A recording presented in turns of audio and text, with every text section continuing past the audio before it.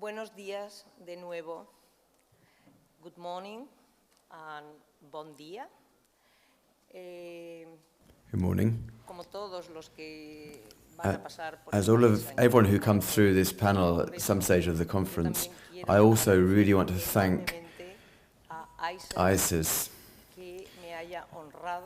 who have honored me with the possibility of being here and have invited me, and for inviting me.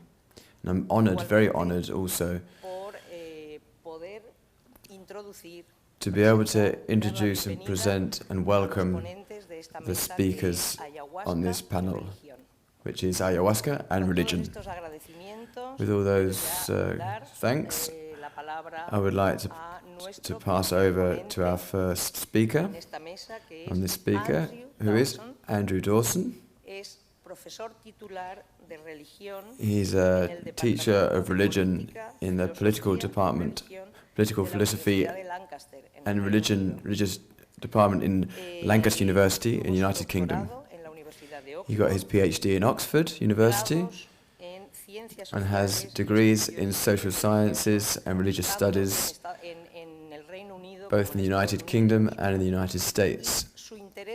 And his main interest of research relates to the interrelation between religion and postmodern society. His interest in the expansion of ayahuasca is reflected in the publication in his book, Santo Daime, A New World Religion. Andrew Dawson.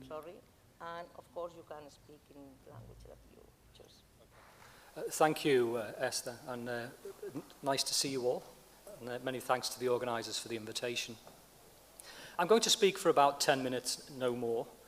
The idea is I'm simply going to reflect upon my work, upon ayahuasca religiosity, and raise a number of issues that I think the globalization of ayahuasca religiosity is posing to a variety of groups, whether they're academic groups, whether they're actual practitioners and consumers of ayahuasca, and also to societies and social contexts in which the ritual consumption of ayahuasca is increasingly appearing, and by virtue of its appearance and practice posing a set of challenges to prevailing social, cultural settlements. So, by way of introduction, some words about my own work. My work on the religious use of ayahuasca has focused upon the modern urban industrial contexts outside of the Amazonian region.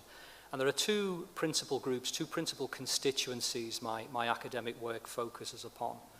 On the one hand, I've been working with, researching groups and movements that ritually consume ayahuasca, that in many ways have the similar appearances, similar practices to traditional established religious traditions such as Christianity, Islam, or Hinduism, for example. I think the two key examples of those traditional religious movements are Santo Daime and the União do Vegetal. You know, they have their prayers, they have their ritual calendars, they have their religious authorities, they have their formal ritual spaces. So in many respects, they appear similar to traditional established traditions such as Christianity and Islam, as I say. And then there's a second group I've been working with and doing research with. And they're groups that do not have the accoutrements, the typical characteristics or profiles that one associates with the term religious or religion. The consumption of ayahuasca in these contexts takes place in festivals, it takes place in retreats, it's ad hoc, it's not so formalized as the ritual consumption of ayahuasca in Santo Daime or the União do Vegetal. It doesn't make it less religious, it simply makes it different. So they're the two principal groups in which I've been doing my research. Now, for the purposes of this short introduction, I'm going to use the term ayahuasca religiosity, okay? So when I use the term ayahuasca religiosity, I'm referring both to the traditional established organizational movements like Santo Daime and to the more ad hoc, informal context in which ayahuasca is ritually consumed. And what I want to do for the remainder of my short talk is simply identify 3 challenges that I think the globalization of ayahuasca religiosity poses, and then reflect shortly upon each of those challenges. And the 3 sets of questions around which my research has been focusing. In one aspect of my research, it's typically sociological in many ways, in that I'm researching the processes and dynamics responsible for the globalization of ayahuasca religiosity. Okay, so thinking about the personal networks, the broader social dynamics that are enabling ayahuasca religiosity to spread to increasing parts of the world. Second set of questions around which I structure my research are, if you like, typically anthropological in nature. Now, I realize, obviously, that sociology and anthropology very much overlap in many respects. But in terms of their typical approaches, the second set of questions I ask are characteristically anthropological, in that I'm concerned with the impact of globalization upon ayahuasca religiosity itself, upon the beliefs, upon the practices, upon the self-understanding of those who ritually consume ayahuasca. In what ways is the globalization of ayahuasca religiosity changing the practices, the beliefs, the symbols, the self-understanding of those who ritually consume ayahuasca? And then there are a third set of questions that I ask in my engagement with ayahuasca religiosity that are broadly socio-cultural. And that is, how is ayahuasca religiosity fitting within, adapting to the new social cultural contexts in which it is increasingly finding itself as it is globally dispersed to more and more regions of the world? Okay, so broadly speaking, my engagement with ayahuasca religiosity is concerned with, on the one hand, in what ways the arrival of ayahuasca religiosity in different parts of the world, different regions, different cultures, is changing those regions, those cultures, in respect of the religious landscape, the religious terrain. And on the other hand, in what way is the globalization of ayahuasca religiosity changing ayahuasca religiosity itself? Okay, so they're the two flip sides, the two sides of the coin that I engage with in terms of my research. Okay, so simply identifying 3 sets of challenges in respect of the globalization of ayahuasca religiosity. The first of these challenges is that I think the globalization of ayahuasca religiosity forces us to think about religion, what it means to be religious, in new and different ways. That's self-evident, given that we're here today, that no longer is ayahuasca solely restricted to indigenous contexts in the Amazonian region. And so no longer does ayahuasca religiosity simply get treated as a form or category of indigenous belief or practice. In both its traditional, such as Santo Daime, and non-traditional forms, ayahuasca religiosity is appearing in more and more urban industrial contexts around the world.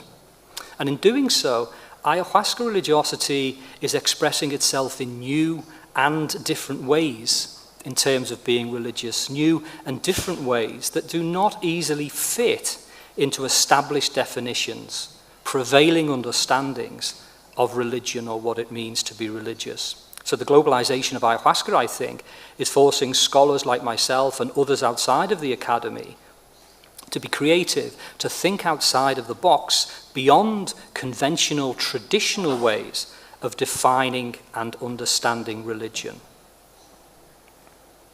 Okay, so that's the first set of challenges that I think the globalization of ayahuasca religiosity raises. And it's an analytical, conceptual, theoretical set of challenges. The second set of challenges are much more pragmatic, they're much more concrete, they're much more practical. And the second challenge, I think, which the globalization of ayahuasca religiosity poses is a challenge to the practices and beliefs associated with ritual ayahuasca consumption. Compared with traditional Amazonian practices, ayahuasca religiosity is becoming increasingly different than what it was before. The globalization of ayahuasca religiosity is producing beliefs and practices which are increasingly distinct from, if not different than, the beliefs and practices bequeathed to us by prior generations, by earlier generations of ayahuasqueros. At the same time, the globalization of ayahuasca religiosity is producing an increasingly varied and pluralized ayahuasca family. Not only is ayahuasca religiosity progressively different than what has gone before, it is also increasingly differentiated, increasingly pluralized within itself. So thanks to globalization, we have today many forms of ayahuasca religiosity that differ from each other in an increasing number of ways. Globalization, then, is both transforming ayahuasca religiosity over time and diversifying ayahuasca religiosity across contemporary space. And that's leading to a more varied, a more diverse collectivity of ayahuasca religiosity. Okay, so the third set of challenges that I think the globalization of ayahuasca religiosity raises. The third challenge which the globalization of ayahuasca religiosity poses is a challenge for cultures and nations that are unfamiliar with or discomforted by the ritual use of psychoactive substances such as ayahuasca. Now, I know this matter is being discussed at the conference in connection with legal issues raised by the globalization of ayahuasca, and that's a very important set of discussions. I do think, however, that the globalization of ayahuasca also raises significant challenges in a cultural respect. It raises significant challenges for cultures and regions around the world in respect of their dominant prevailing understandings of what religion is and what religion does, what it means to be religious. So as well as challenging existing legal arrangements, the globalization of ayahuasca religiosity also challenges, it disrupts and it problematizes established assumptions, customs, and understandings of religion as a mode of cultural expression. Because of the globalization of ayahuasca religiosity, regional understandings and local accommodations of religion are changing, or if they're not changing, they are going to have to change in order to make the accommodations necessary. Okay, very briefly, my conclusion by way of summary. The globalization of ayahuasca religiosity raises three sets of challenges I'm suggesting. There are lots more, I'm simply identifying three.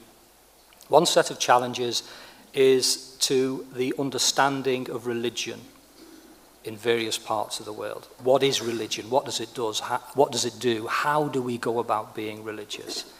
The second set of challenges concern expressions and representations of how and what it means to ritually consume ayahuasca.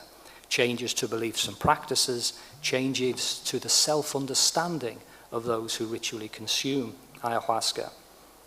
And thirdly, the globalization of ayahuasca religiosity is challenging prevailing cultural systems to broaden their tolerance and inclusion of new and different ways of being religious. Thank you.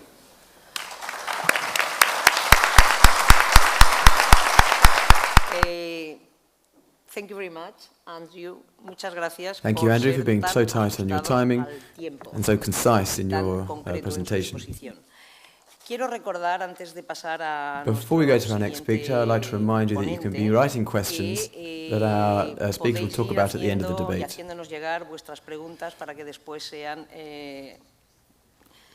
Comentadas en el debate final. The next speaker on the panel is W Azal. Es iraní, He is residente en Iranian, Alemania, living in Berlin, in Germany. Es licenciado en Derecho, He holds a degree y es un investigador in law independiente and is an independent especializado en el researcher mundo islámico, specialized fundador in y the Islamic actual world. gran He's a sheikh de la orden sufí he's a founder and high sheikh of the order, the Fatimiyya Sufi order. Esta orden que This ha creado order, which he created, incorporates the ayahoma as a sacrament. y esto es de lo que And this is what nos va a he is hablar going to speak about to us a continuación. now. I start with a benediction in Arabic and its translation in English. Bismillahir Rahmanir Rahim. Alhamdulillahi Rabbil Alameen wa Fatir al-Kawnin wa Wajid al-Haqa'iq wal-Wujudin alladhi la ilaha illa huwa al-Wahid al-Ahad al-Farad. Wa sallallahu ala Muhammad wa ala Muhammad at-Tahirin. Ameen. In the name of God, the Compassionate, the Merciful.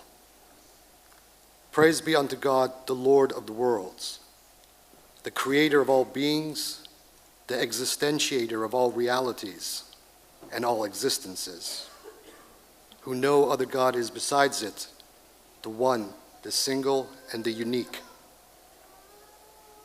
And the salutations of God be upon Muhammad and the family of Muhammad, the pure. Amen.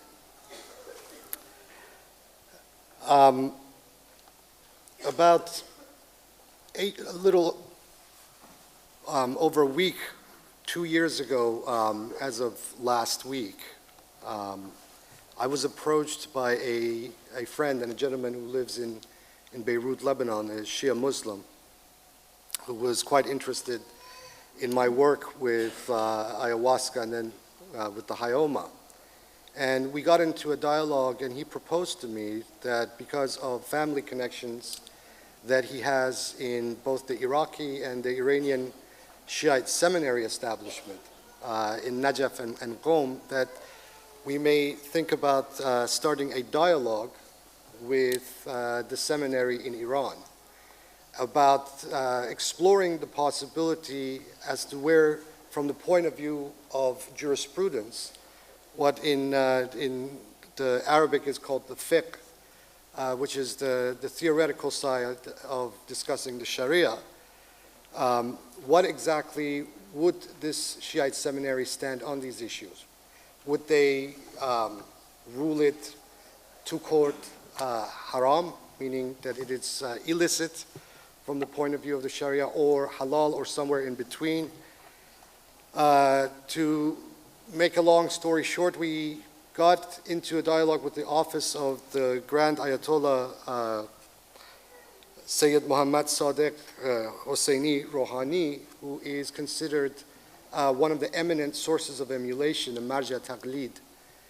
And during this 18-month period of dialogue with his office, he asked us countless very technical questions, which forced us basically to translate quite a lot of material from Western academic sources. We used Benny Shannon's book quite extensively, 2 books by Jonathan Ott, his Pharmacotheon, and ayahuasca analogs were used quite extensively. Various articles from MAPS, various website testimonials, and on it went. And he asked us, medical questions, pertaining to ethnopharmacology, history. It went on. And during that process, he also threw out sources to us, various hadith, the Islamic traditions that we didn't know about. We learned from him. And at the end of this process, which ended in the middle of March of this year, Grand Ayatollah Rouhani issued a formal decree, a fatwa, stating that from the point of view of fiqh, or the theoretical side of the Sharia, as far as Shia Muslims are concerned, and as far as his understanding as a Grand Ayatollah and source of emulation, that it is considered halal, permissible, for Shia Muslims to use and utilize plant psychoactive substances, provided that it is under the supervision of qualified expert, leaving that aspect of it quite vague as to what that actually means. And also that these plant substances do not harm, whether physically or mentally. So long as these caveats, these precautions are observed, that as far as he's concerned, there is really nothing that can allow a Shiite Muslim jurist, at least, to rule these illicit and unpermissible in Shia Islam. And this was quite momentous to us. We really didn't expect the Hausa, the seminary in Iran, or the Hausa at all, to come with such an answer. We just wanted to basically test the waters when we started this dialogue. And subsequent to this, about 4.5 months ago, one of our party also went to a very minor cleric, Shiite cleric in Lebanon, Sheikh Ismail Hariri, and asked his opinion likewise in a written statement about these plant substances. We gave him quite extensive information as well, and he came back to us within a 3-week period, completely independent of Ayatollah Rouhani in Iran, and basically gave us the identical same answer, that there is nothing that makes these plant substances illicit or haram per se. So as far as the Shiite world is concerned, they have seriously come to the party as far as we're concerned. And trying to put this all together and to contextualize it, at least for me, is the next step, to write this all up, maybe submit an article to a journal somewhere discussing it. So I'll give you a brief biography of the gentleman responsible. This is Grand Ayatollah Muhammad Sadiq Hosseini Rouhani. Sayyid Rouhani was born in 1926, which currently makes him about 88, 89 years old. He comes from a religious family. 2 of his brothers, who are now both deceased, were also Ayatollahs and also dissidents, interestingly enough, to the present government in Iran. Sayyid Rouhani became a source of emulation at a fairly young age, in his late 30s, in the early 1970s. He's one of 3 within Iran itself with that rank of the source of emulation. His position is mainly as a traditional or a traditionalist conservative, so he is not a reformist, and his dissidents or disagreements with the Iranian government stem from a more conservative traditionalist position rather than any kind of a reformist position. And as a result of that, he was 3 times over the last 35 years placed under house imprisonment during the 1980s, when he spoke quite publicly against Ayatollah Khomeini. Sayyid Rouhani is the author of 33 plus books, the longest of which is a 41-volume magnum opus on Shiite jurisprudence known as the Fiqh al-Sadiq, the jurisprudence of Imam Jafar al-Sadiq, the 6th Shiite Imam. So this is quite a learned, scholastic man. Granted, he comes from a tradition where, you know, the overall framework of Aristotelianism is quite relevant. So, you know, an analogy would be the scholastic of medieval Europe. This is the kind of framework that we're talking about. In itself, it's also quite different than what one presently finds, for example, in the Sunni world. In the Sunni world, what they call, or what in Islam generally what we call ijtihad, that is the ability to rule independently on issues of jurisprudence. The Sunni schools closed what they called the doors of ijtihad about 1,000 years ago, and they work on a principle now called qiyas, is a principle called analogy, that at least in my opinion is quite a straitjacketed framework to allow jurisprudence in the Sunni world to derive these kinds of decisions. In the Shia world, on the other hand, the independent reasoning and the use of reason itself, or the aql, is quite paramount. And this is how these leading jurists are able to, based on the Quran and the traditions and the consensus of other Shia jurists, to derive new and innovative legal rulings. Sayyid Rouhani, obviously, as far as I am aware, has never actually partaken of any psychoactive substance, but we posited and placed this issue in front of him from a purely theoretical point of view, and at the end of the process, he said, yes, it's okay. He indicated 3 hadith, or 3 traditions, sayings to us that I find quite profound, and I quoted these translations of these in the interview I did with Benton Rooks for Reality Sandwich a few months ago. I'll read you one of these to kind of get an idea, at least, where the status of the Isfand, or the Syrian room, the Pegam Harmala lies. We have a hadith from the 6th Shia Imam, and he was asked about the Harmal, the Syrian yew, and he says, as for the Harmal, not a single one of its roots penetrates the earth, or any branch of it rises to the sky without there being attached to it an angelic guardian spirit, until it turns to waste or becomes whatever it becomes.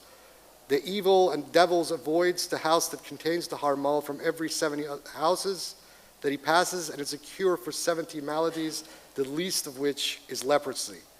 And he prescribes it very highly for Muslims to use the Harmal. The Harmal, or the Syrian yew, obviously within Iran itself, known as Esfand, has a very long historical pedigree that reaches into the pre-Islamic period with the ancient Zoroastrian religion of Iran. And as both local Zoroastrians and then later on in the academic literature by Flattery and Schwartz in their very interesting book Hayoma and Harmaline, was proven that one of the constituents of the Hayoma, the ancient psychoactive brew wherein the prophet founder of Zoroastrianism, Zarathustra, was apparently a high priest, contains the Harmal, which is the Hayoma. In Iran itself, within various mystical brotherhoods or the Sufi orders, psychoactive plants also have a long pedigree. I learned in 2003 that amongst a particular order were known as Qalandars. They are the kind of what you would call the left-hand path Sufis of Iran, known as the Khaksar order. They quite extensively use the Syrian yew and other psychoactive plants, which they're quite secretive about. One of these happens to be a DMT plant, and as much as I grilled these individuals to identify what this plant is, they never did. I'll just conclude here. This is, oops. This here is the foyer of the bazaar in Qom, the main foyer of the traditional market there. As you can see, there's a very DMT-esque aspect to the architecture. What I have found, based on my interaction with the traditional religious establishment in Iran, that this will surprise a lot of people in the West. They are quite open to these things, provided that these precautions are met and certain things are respected. And I believe that the fatwa that Grand Ayatollah Rouhani has passed here could perhaps provide a context wherein it can be used by other groups and individuals in the West to advance the cause of religious freedom. Ayatollah Rouhani is a heavyweight, at least in the Shia world in Iran.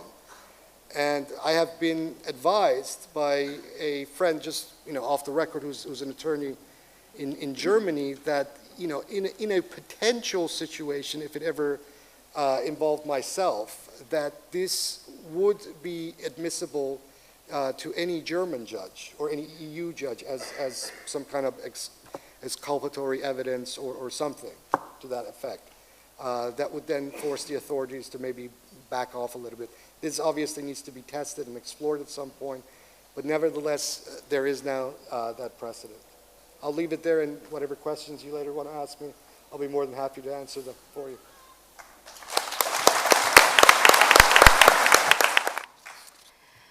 Thank you very Gracias, much, Wahid.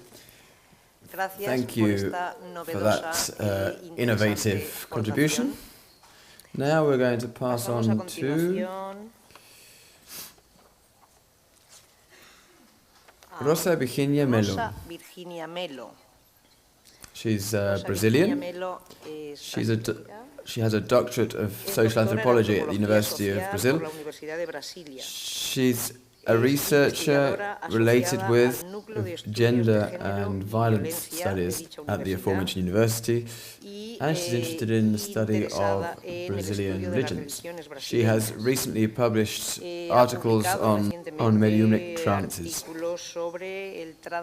So I present to you to Rosa Virginia Melo. I would like to say thank you very much for the organization. It's an honor to be here, and I also would like to apologize for my English. I'm not going to talk in portuñol. Mi portuñol es muy malo, so I would like to offer a contribution today over a discussion that appeared in the opening table yesterday. Leon de Souza from Brazil, he said, oh, it would be interesting to investigate the reason why the use of ayahuasca in Brazil has this legal status. And I think that my discussion is closely related to the reasons how come this whole process of recognition of the religious use of ayahuasca appeared during a dictatorship period in Brazil.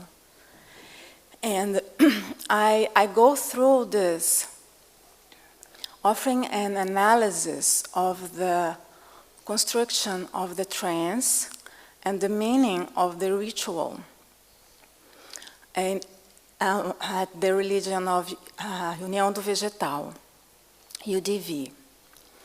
And UDV has a word for the trance that it's called borracheira.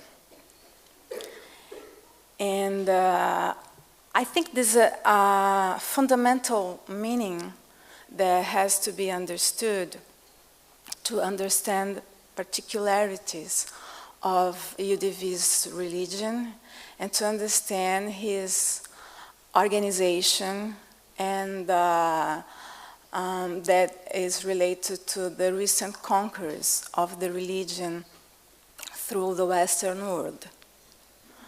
So I understand ritual and trance as the articulators of the religious and non-religious elements of the institution, and therefore responsible for the growth of the religion among the medium urban tracts.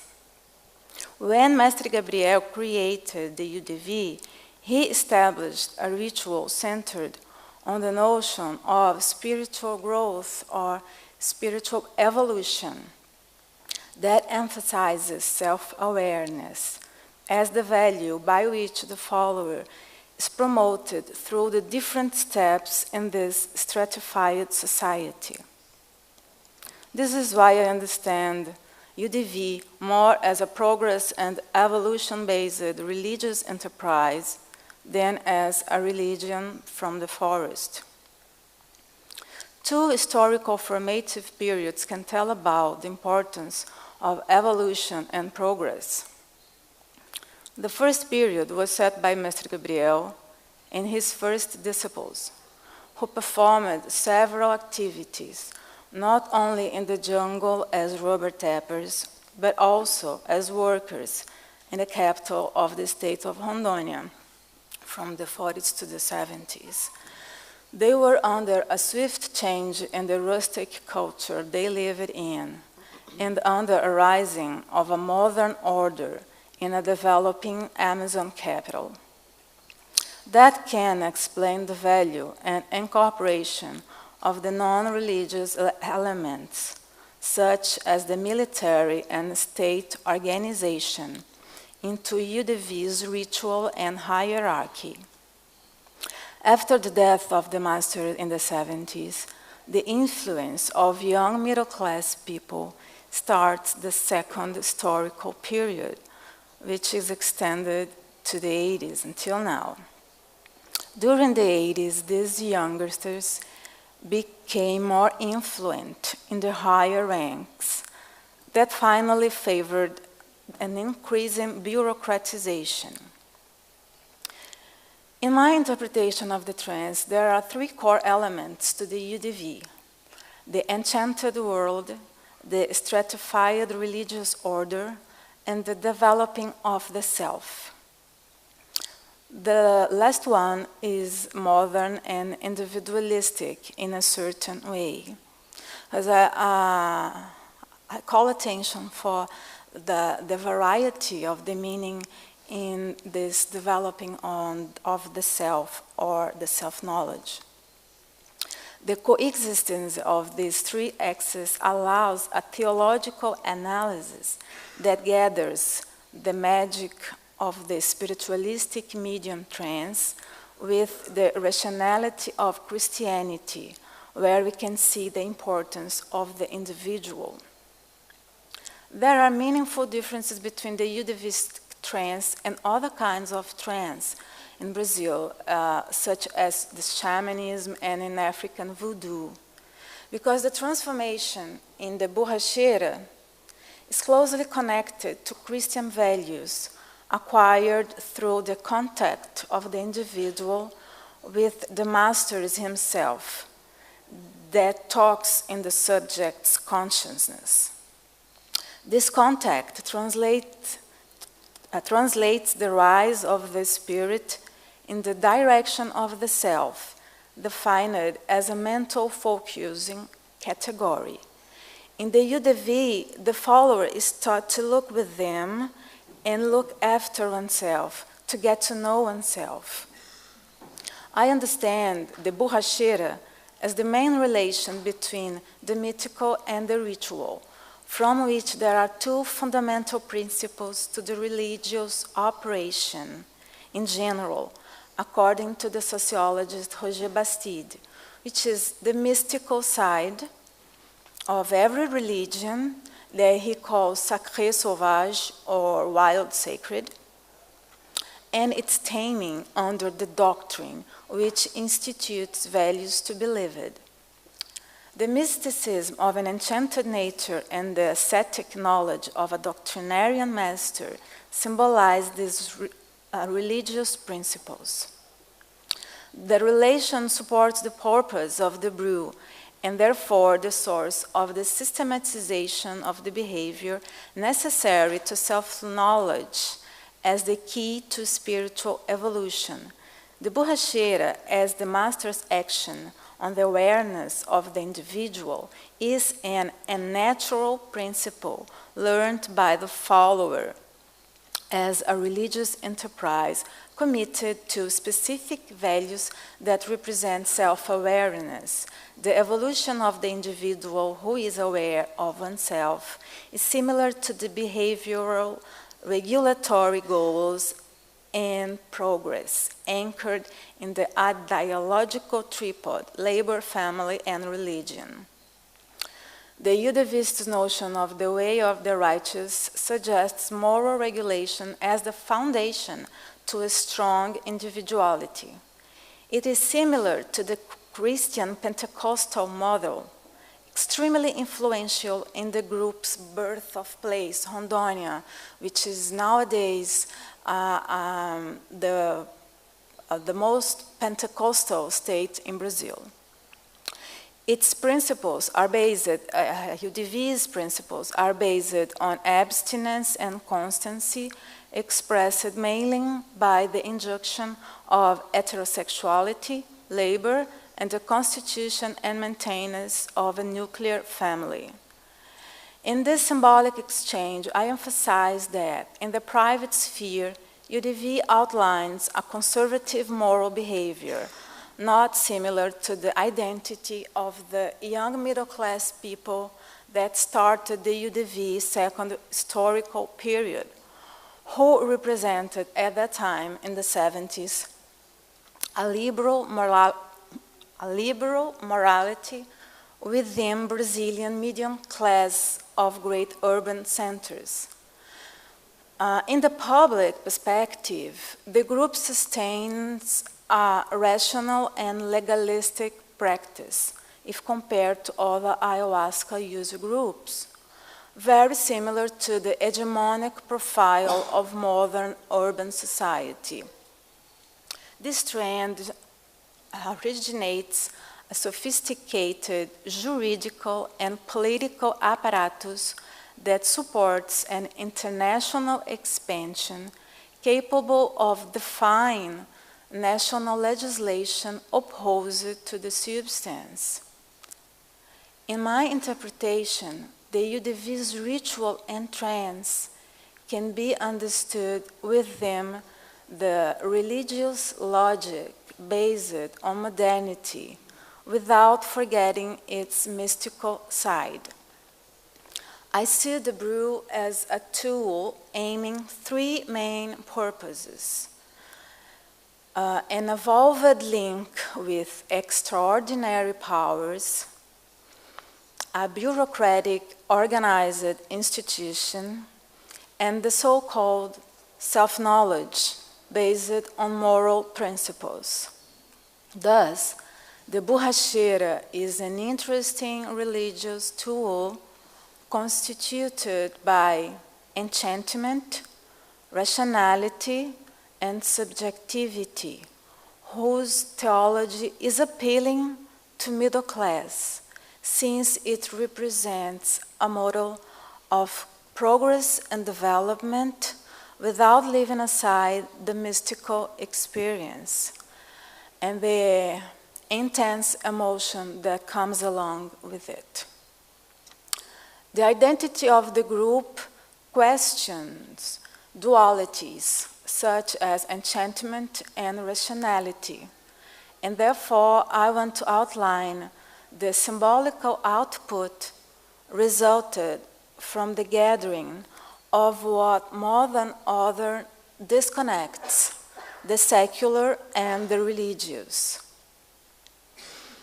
A recent institutional proposal on a symmetric dialogue with the social sciences, explicit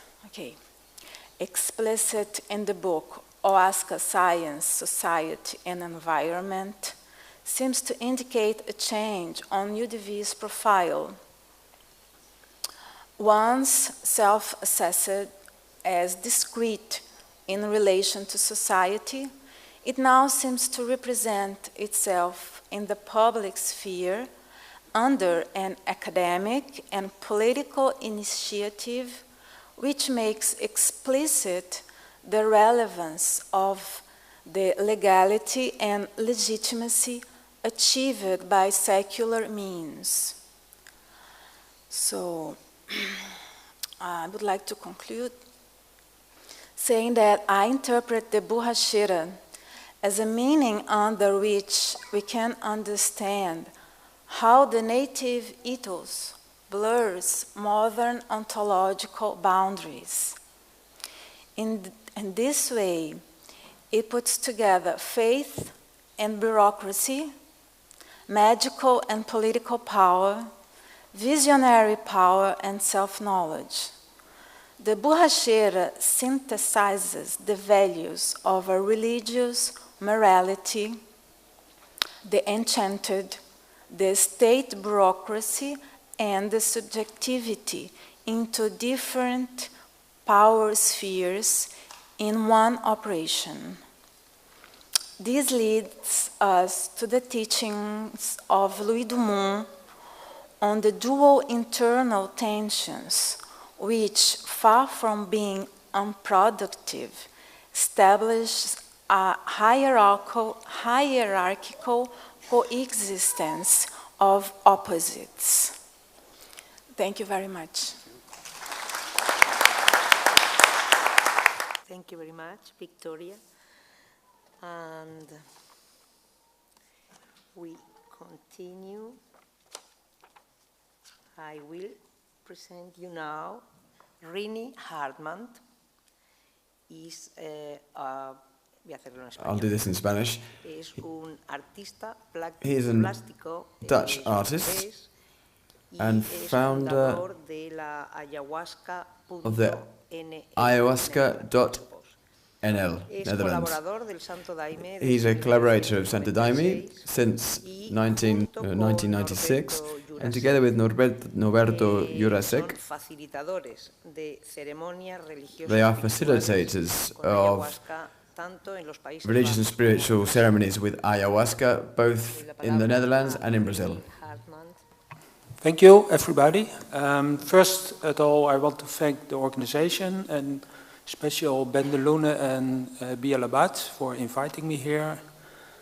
And of course, a great thanks for ayahuasca that brought me here.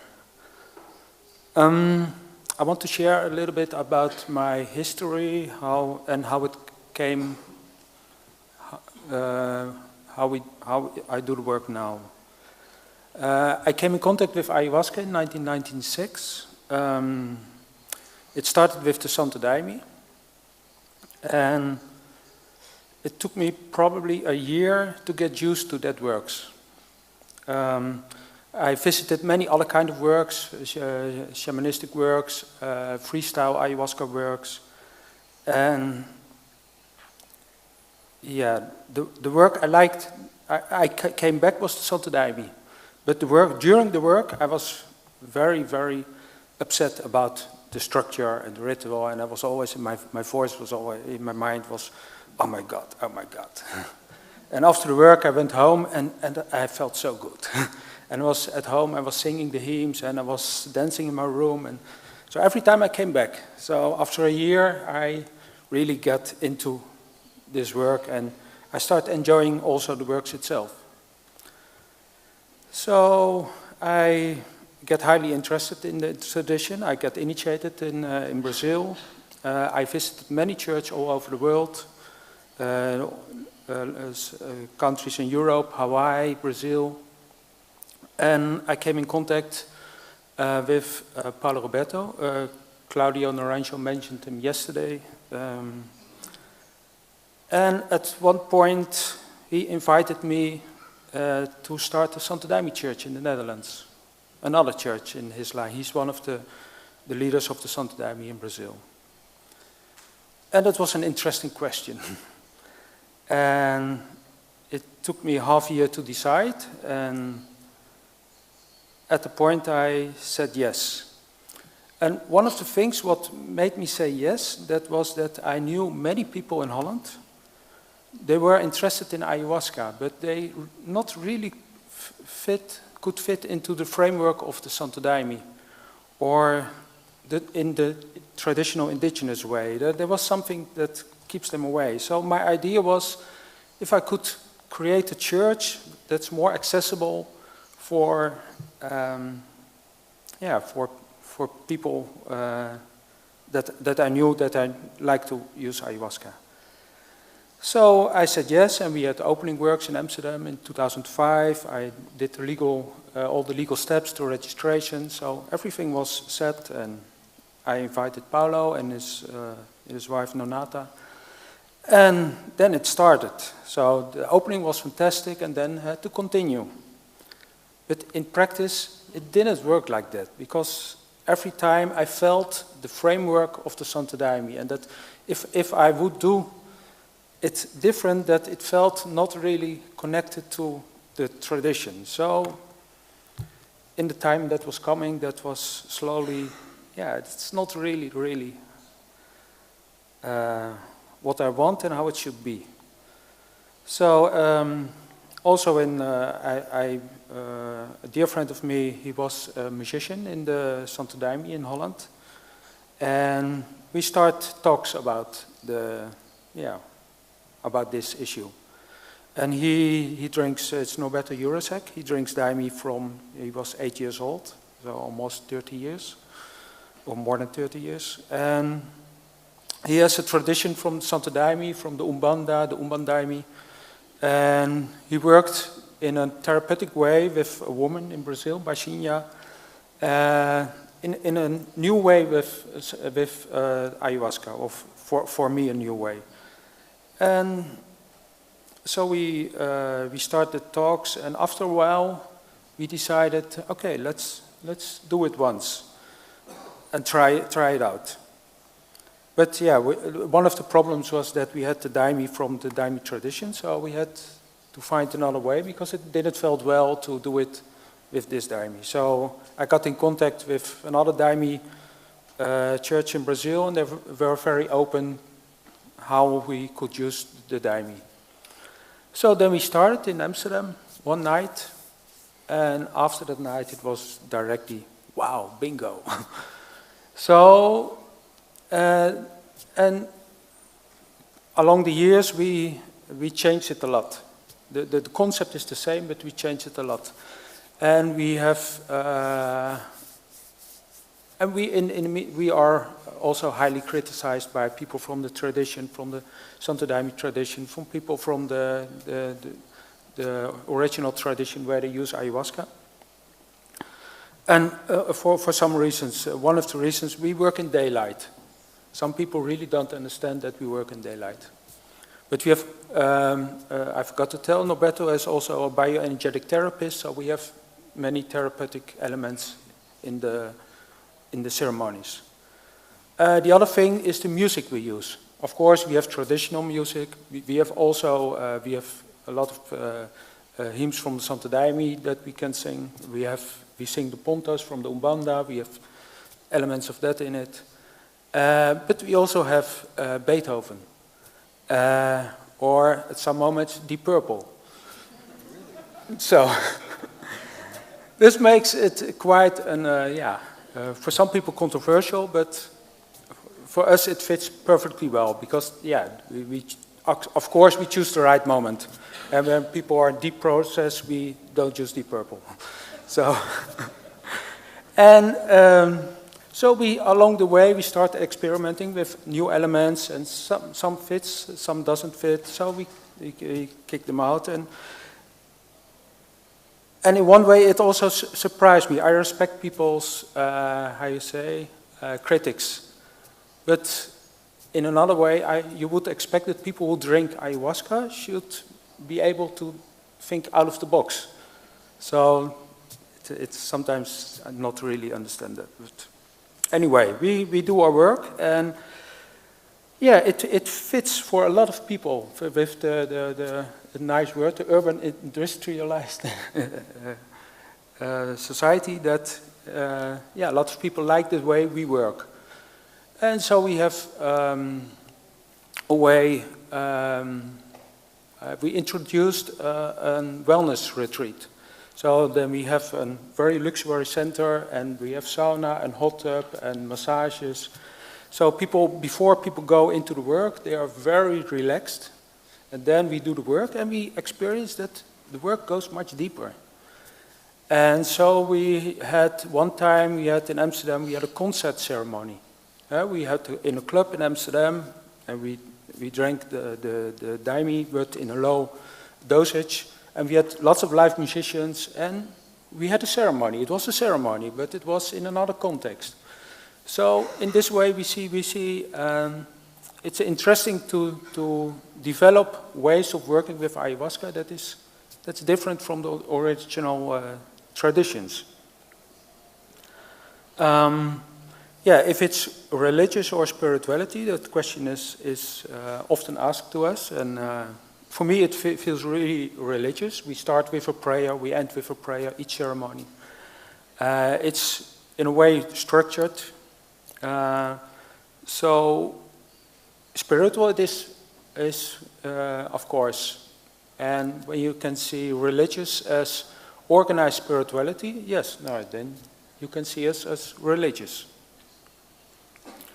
And we have a legal status, and that was a few years ago, that was challenged.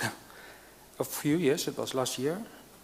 It was a shipment coming from Brazil, and this shipment came through Germany. And then the German customs, they found the package, and they called the police in the Netherlands, and they said there is a shipment of 6 liters of DMT is coming your direction. Can you arrange a controlled delivery? So at one day the postman came on my front door, and I opened the door, and the postman delivered me the package, but it was not a postman, it was a policeman. So in the back door came many policemen, and they arrested me for importing illegal drugs, 6 liters of DMT. So I tried to explain at that moment, this is not what you think it is, and it is blah, blah, blah, and I told the whole story, but they said, okay, we're gonna search it out on the police station, so you can come with me.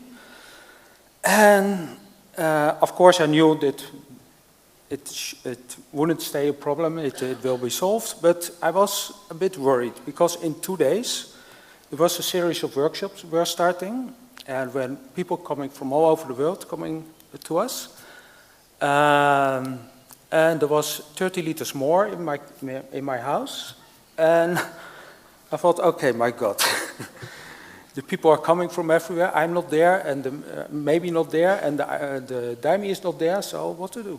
But anyway, on the police station, they asked me many questions, and I explained them, and at that moment I tried to contact Adele van der Plas. That's the lawyer who defended the Santo Daime in the Netherlands in a great way. She is fantastic. She's here, by the way, somewhere. And but I couldn't contact her, so I had to stay. They say, okay, you have to stay 3 days more, and that makes you even more worried. But the next day, I could contact a colleague of her, and he explained the situation. So in 1 hour, I could go home, luckily. And they didn't find the 30 liters. And then a few months ago, I got a letter from the prosecutor. They took off the case. I'm not guilty, and we're now in the process to get the daimie back, but it's some bureaucracy. But yeah, we passed the test, and I'm very happy with that. And that was what I want to say.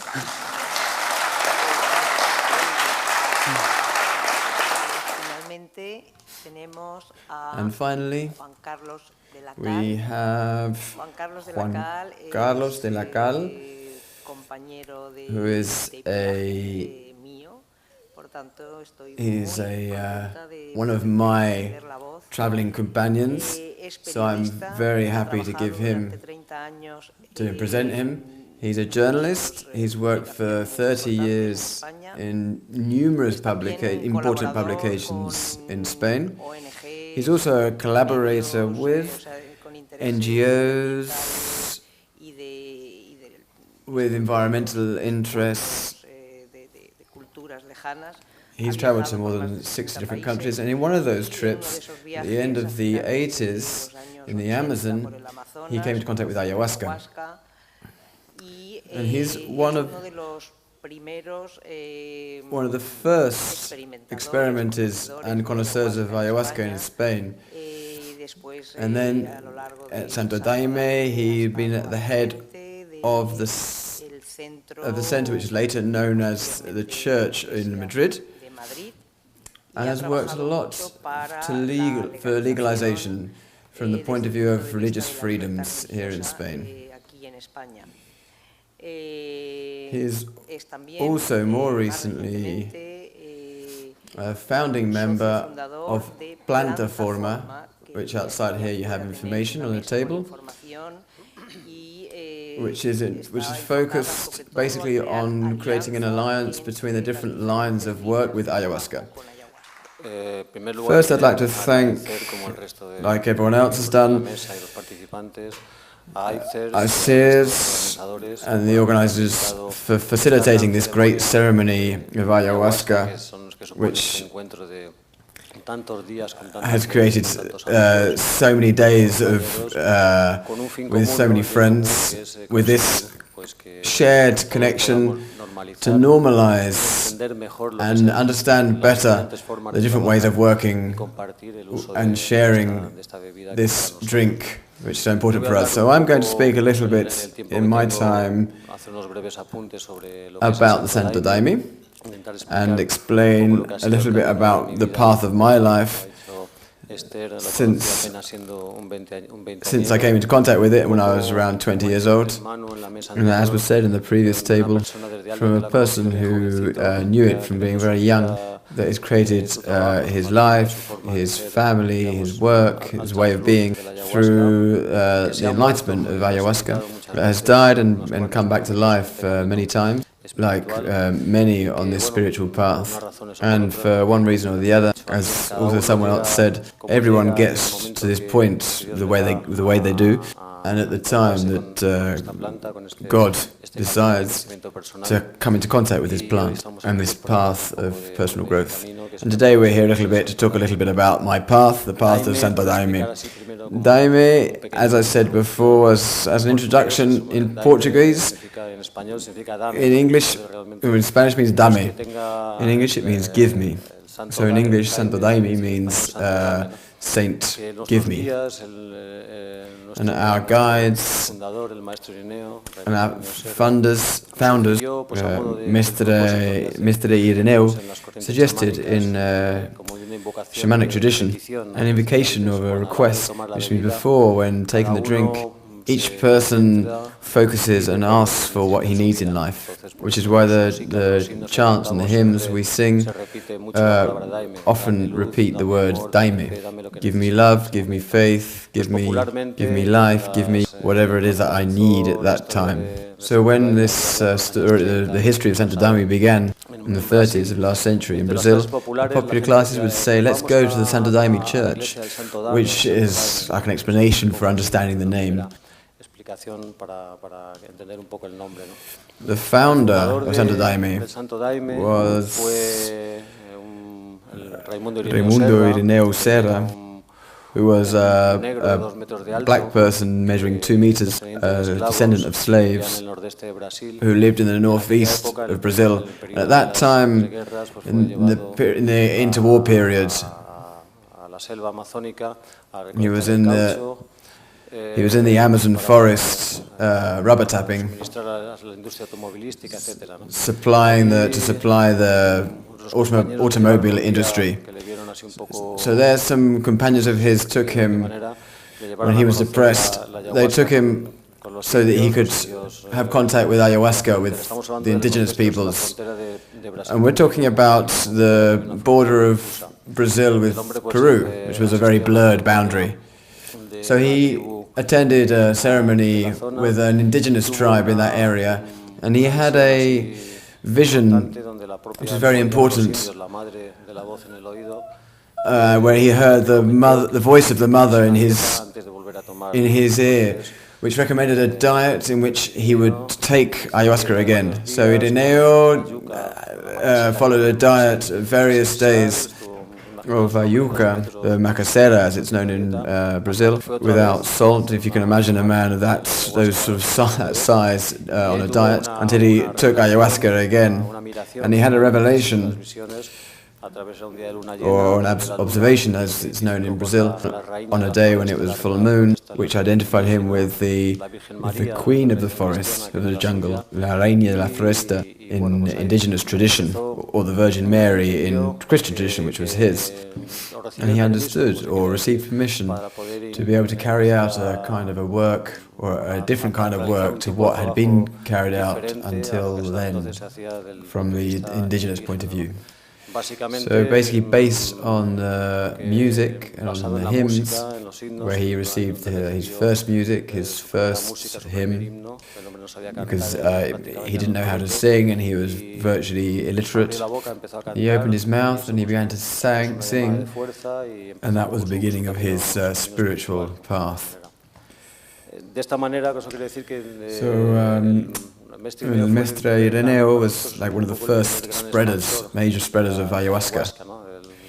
He received the basis of shamanism in Peru with Indians there, and he took that tradition to the outskirts of Rio Branco, which is the capital of the state of Acre in the Brazilian Amazon. He settled with his family and family's friends on the outskirts of the city and established a small center, and soon he got a reputation as a healer, and people with problems went to him to receive this kind of help, spiritual help and physical help. And over time, this is in the 30s and 40s, and in 1970, Mestre Ireneo is now quite famous and even recognized by the Brazilian authorities as cultural heritage and founder of a culture, local culture.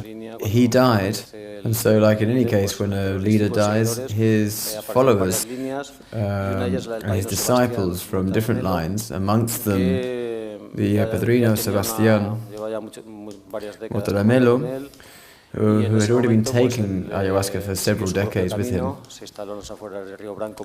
And at that time, he followed his own path on the outskirts of Rio Branco first, and then he went into the jungle, which was 3 days boat journey from the city, and that's where he carried on with families, friends of families, and formed the community, the Mapear community, which is now the base of the Santo Daime movement throughout the world.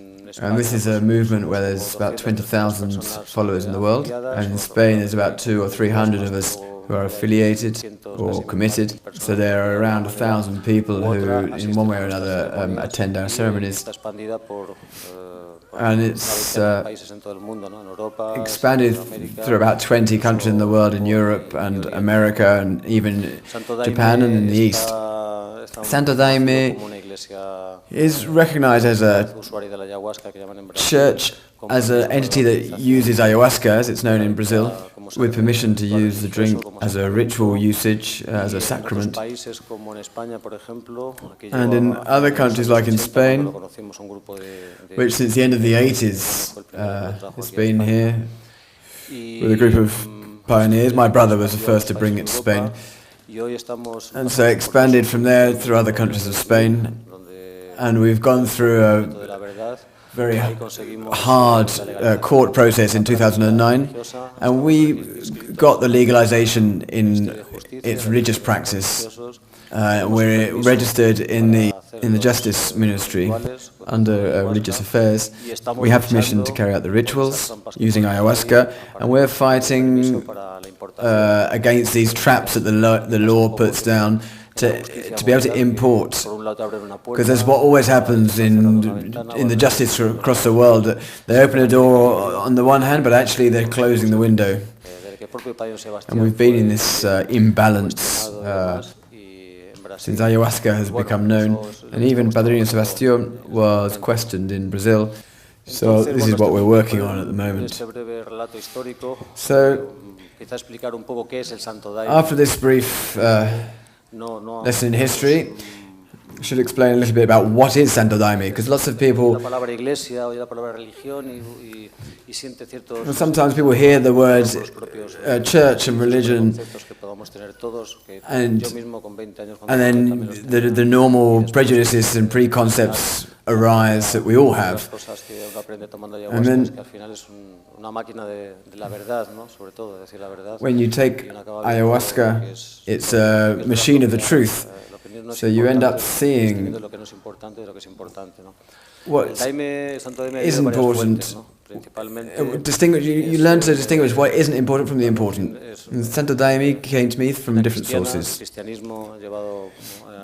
Mainly, it's a Christian doctrine, Christianity which was taken by the Crusaders to, which is basically what exists in Brazil. And it also incorporates a lot of elements from Africa, Afro-American elements, which is a strong part of the culture because of the slaves that were in Brazil, mixed obviously with elements from the jungle, from the indigenous crossbreeding, and from the Cabocla culture there. And then Padrino Sebastián also incorporated the spiritual teaching, or mediumnic teachings, the catechism, which also came to Brazil at the beginning of the 20th century. Because of all this, our Daime Centro is an eclectic centre. This is largely because they incorporated lots of different elements, eventually becoming a syncretism, a religious syncretism, which is more than religious. As Claudia Naranjo said yesterday, ayahuasca ritualized in whatever context becomes a religion, because you have to do a preparation, an opening, a closing of all of the work, of the whole work. So these kinds of elements make Daime, against what, contrary to what some people might say, makes it a religion, a doctrine, a spiritual line. Personally, I prefer a spiritual line, which is totally open. It's worked both in the East and in the West, so it includes Oriental elements such as Buddhism, with the people from Orso, with the Sufi communities. We've done some sessions with them. And the Alianza movement, which we are leading together with the Camino Rojo in Mexico, which is about working with all the lines which they can bring something, good, positive and prosperous for this world. So Daime doesn't have a written moral code. There's no Bible, there's no commandment. You can't really talk about a liberal or conservative moral. In fact, for me, that was one of the things that most attracted me to Daime. After my culture, where I studied in a Catholic school, like any young boy in my time, and I like the fact that there was an intermediary between one's own experience and a superior power. Really, the figure of the shaman is quite diluted beyond our fathers and our guides. It's an experience where the music, because ours is a musical line, where all the teachings, all the content of our church is done through music. Comes through the music, which is received by the guides and the spiritual masters. And through these hymns, we're transported to our own spiritual landscape, where you can connect with your internal God, which is basically the experience that all of us who use ayahuasca are looking for, I think, to connect with your internal master, not to look outside, but to really look for it inside of you, which is where the power is. And these are considered fundamental. We are always singing to the sun, to the stars, to the moon, the elements of nature, because these are the things that really strengthen this kind of mystic experience. The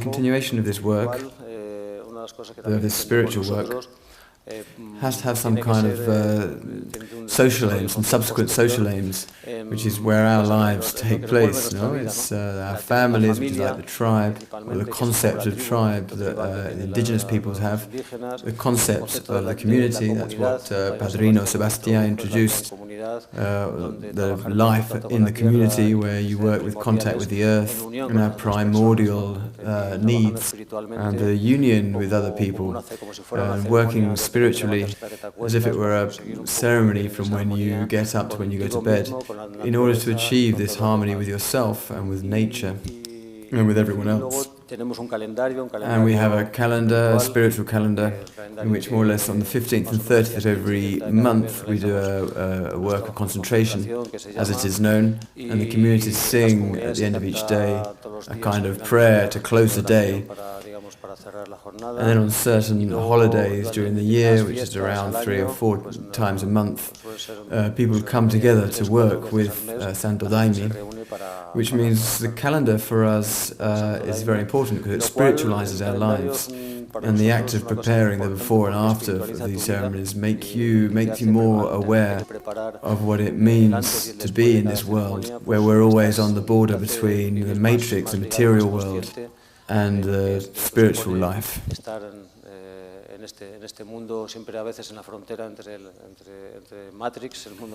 So the kinds of work that we carry out are very varied. There's around half a dozen different formats.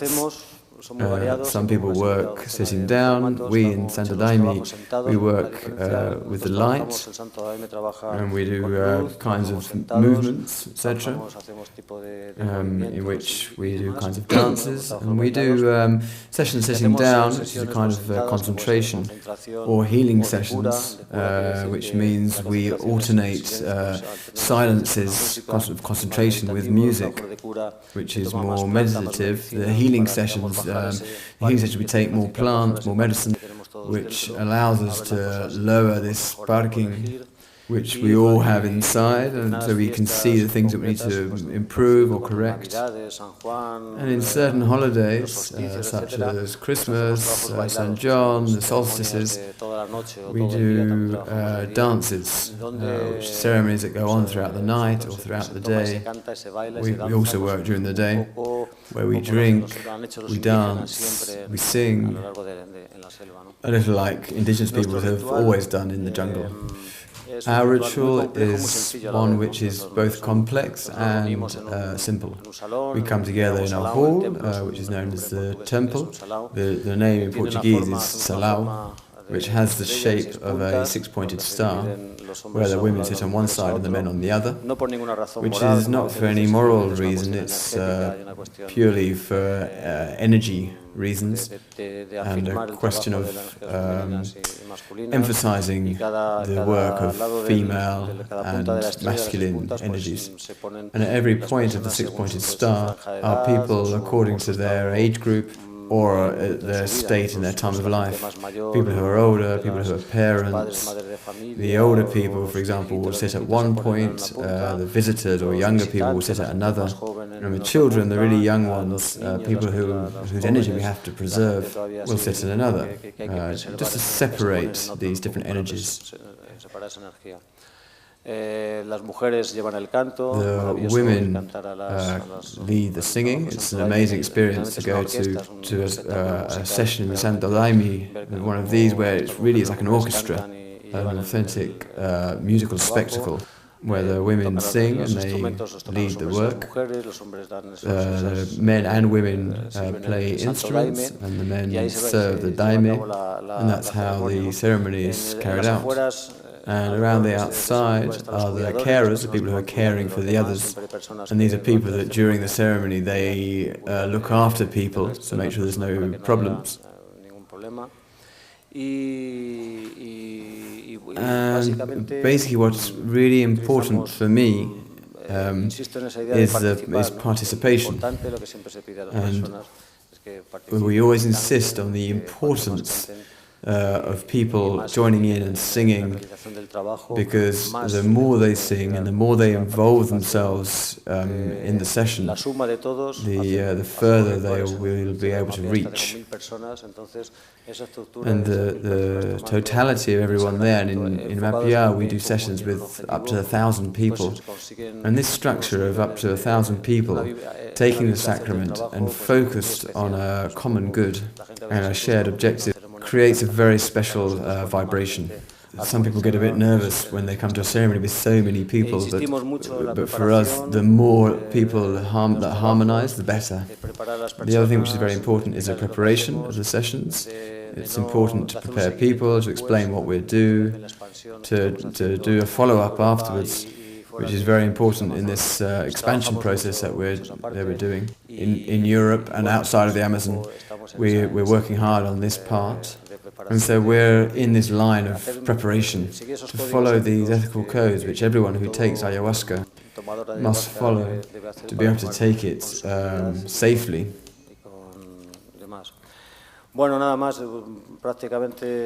And that's basically it. Just to say that today, as Andrew was saying, we were talking about globalization. Well, we are also looking for our part to update Santo Daime and its rituals for Europe and for this Western world, to be able to adapt it to the new times, since this is a new world, a new era, a new teacher, and a new path, so that we can all work for the freedom of this life and of our hearts, and to be able to incorporate everything which is good, positive and prosperous for our lives.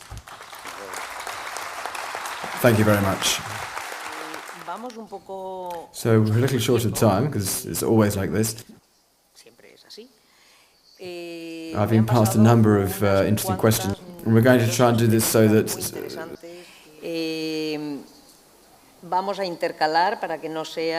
some different people can answer one question or the other. So I'd like to I've passed the questions down, so puede empezar, por favor. Yo le he pasado las preguntas. Yes, you can answer one question and then another one for the table and then another one for you. Yes.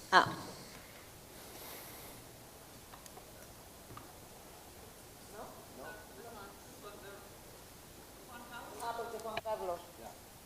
Aquí. Okay.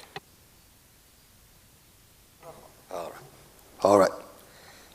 Someone sent a very interesting question, and the question, they cited the example of one of the very cruel sultans of the Ottoman era, Sultan Murad IV, and his prohibition of the use of plants. And the question ended with, do I think that the modern Islam will go into a more spiritual direction or not? This is a very good question. And it's a question that a lot of people in the West really don't understand the context of. The problem with Islam currently, especially the fundamentalism, is because of modernism. If Islam is to go into a spiritual direction, it has to actually reclaim its pre-modern legacy. With the 18th and 19th century, when you had the European colonial powers coming into the Middle East, movements were born in the Middle East that began to reject things such as Sufism, the mysticism, etc. And all of that we are actually witnessing as the cauldron in the Middle East right now stems from a rejection of these things. So actually Islam needs to reclaim its past rather than to come into the modernism that rejected the past. So that is how I would predicate the question, or how I would present the question.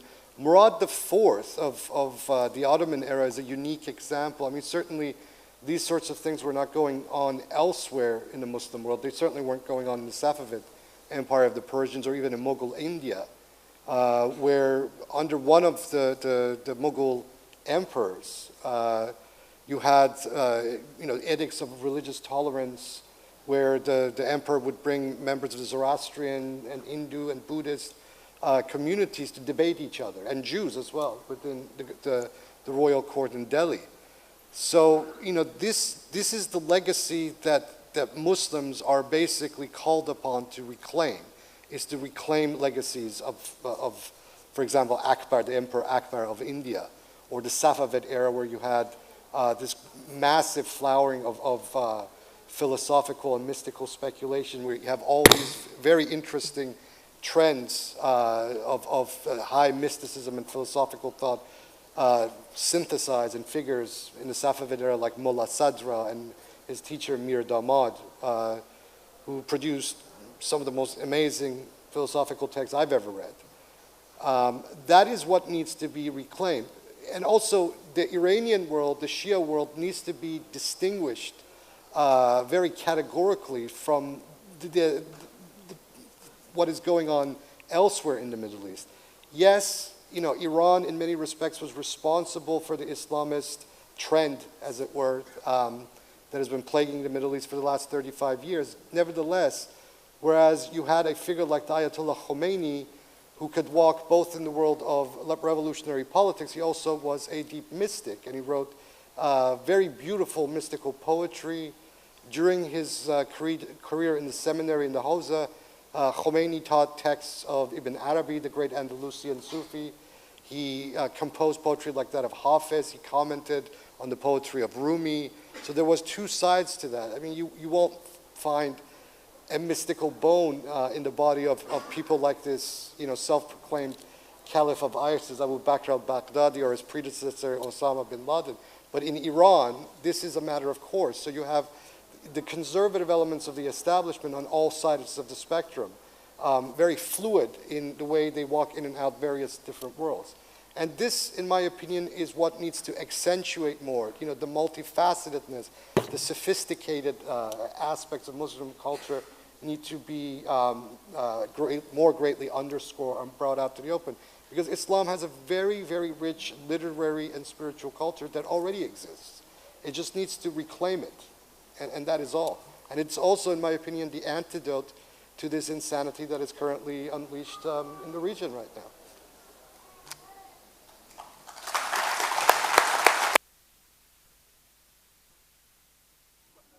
Nope, sorry, I hadn't read the question properly. Now I am coming to a question for Juan Carlos. Para Juan Carlos.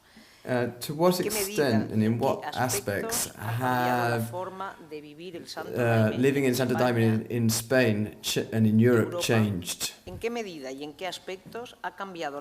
How has the life in Santo Daime changed over the last 25 years? And please, if the answer can be brief, thank you. Okay, so when you arrive at the origin, the base, the source of something, it's like finding another planet. The first to arrive there and those of us who came afterwards. Well, it's still, the tradition is being maintained still, the base of all of Santo Daime. But in some ways, it is an adaptation of many things. Firstly, the school of thought, the way we think, intellectual thought is different. So whenever someone comes to a session for the first time, we always recommend that they leave their head behind. They don't think about anything, that they deliver themselves, surrender themselves so they can work in a different way. There's always this tendency that we all have had to think of things that could improve the ritual, that could make it allow us to get more from it in any way we can.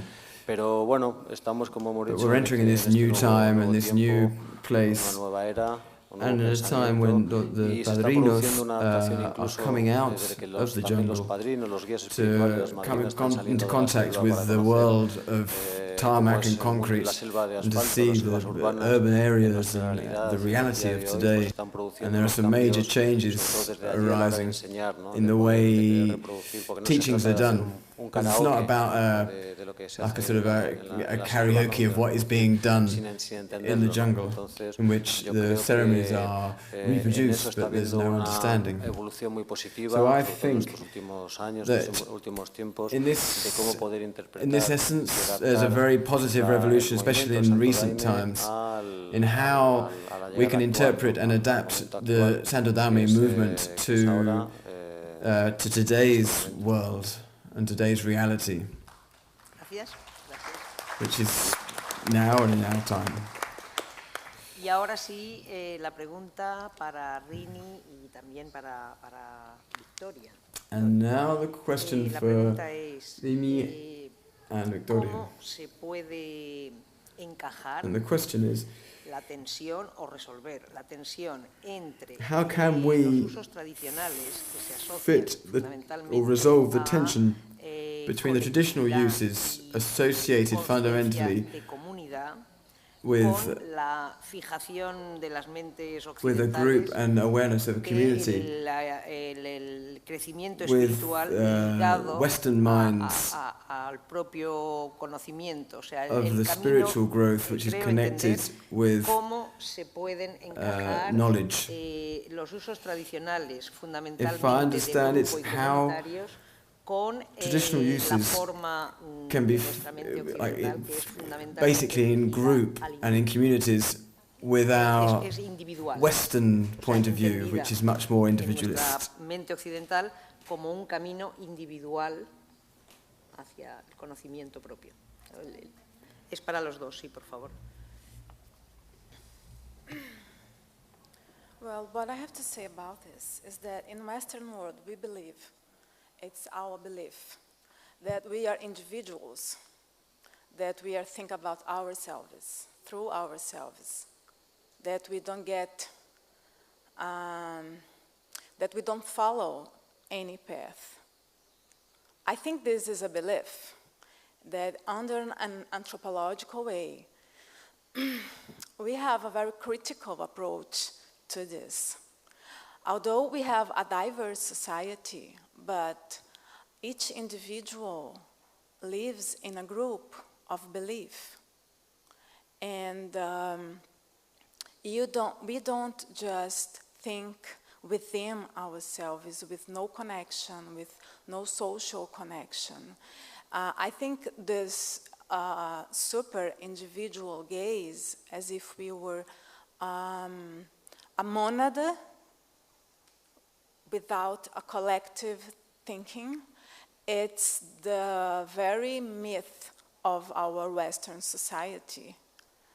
And I remember a movie, a comic movie, when a character, he would go to his window, people would think he was Jesus Christ or something like that, and he would say, "People, don't follow me, don't follow me. Don't you see, you are individuals. You have to think by yourselves."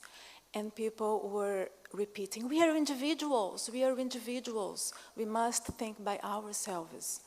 And in anthropology, we are very critical about the possibility of a disconnection like this. That's what I have to say.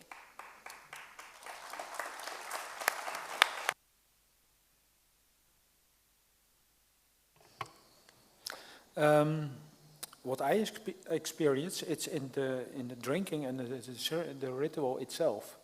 When mostly we have 3 days. We start with the first day with small dose and a soft ceremony, and the next day it goes strong, and Sunday we come back again. And a lot of people who are coming from the new times, they come in like individuals, and you see many people, they are individuals. The last day, you experience such a change in the group. Everyone is so connected, and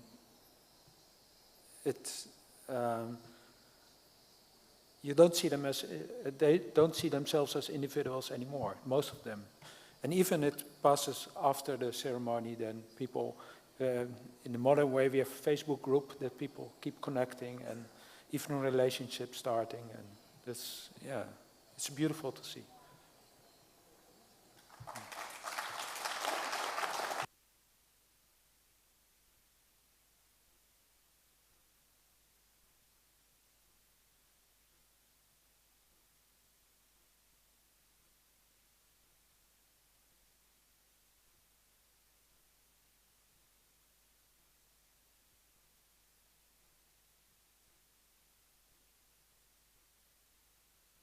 More interesting.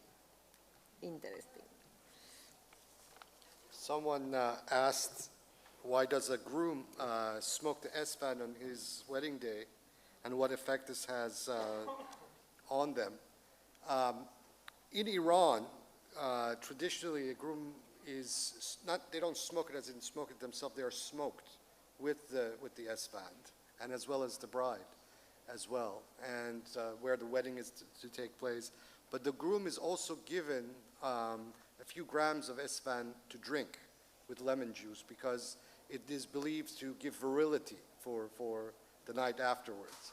But the smoke of the esfand, the smoke of the Syrian rue, is used because it is believed that it wards off all negativity and all malefic influences. Like that tradition that I quoted before from Imam al-Sadiq, he says that, you know, the devils or the demons stay 70 houses away from every house that burns the smoke of the esfand, the smoke of the Syrian rue. It is what social science calls an apotropaic plant, you know, a plant that is used specifically to keep away malefic influences. And for the groom, it's used to boost their virility for the wedding night.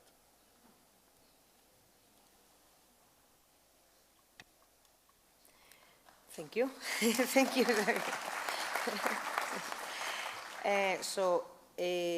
This is a question for Andrew. Someone is asking, alguien está preguntando. Someone is asking, what use, what benefit ¿Qué utilidad o qué beneficio puede for a tener person who para la takes persona que se ayahuasca acerca a tomar if they el ayahuasca, enter into contact with a way and with religious doctrines, con unas doctrinas religiosas, as opposed to viendo que the person having their own experience. So what is the benefit or the need to carry out this work with these doctrines and with these religious guidelines? Bajo esas doctrinas o esas directrices del ritual religioso. I think the answer to that question really depends upon a whole range of assumptions about what we think it is to be human and what the key drives and intentions are about our humanity. So I answer this question on the back of my own particular take on these things. And it is that I think fundamentally as human beings, we are makers of meaning. We constantly seek signification. Where are we from? Where are we going? Why are we here?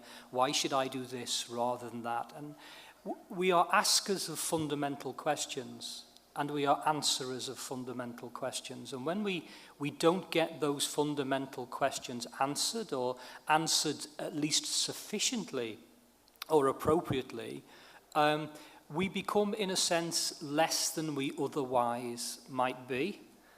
And I think the nature of religion, what is so, for me, significant about the way we ask questions of meaning religiously and the way we practice questions of meaning in terms of ritual, is that ultimately what religion does is place us in a much broader horizon, a much broader spectrum of experience that allows us to begin to think of ourselves within a context that is both affirmative in respect of grounding us in forces and dynamics and processes that transcend the material, transcend the physical, transcend the flesh and blood of our humanity. Yet at the same time, in answering those fundamental questions against the background of this broader religious, universalizing, metaphysical horizon, the answers to those questions, they come through in the day-to-day reality of our lives. They're grounded, they're realized, they're concretized in the way that we love, in the way that we fear, in the way that we interact with others. So I guess my answer to the question is, what religion does is allow us to answer questions in a way that meet our basic fundamental human needs, but at the same time enrich our humanity through the answers, through the practices through the relationships that it enables.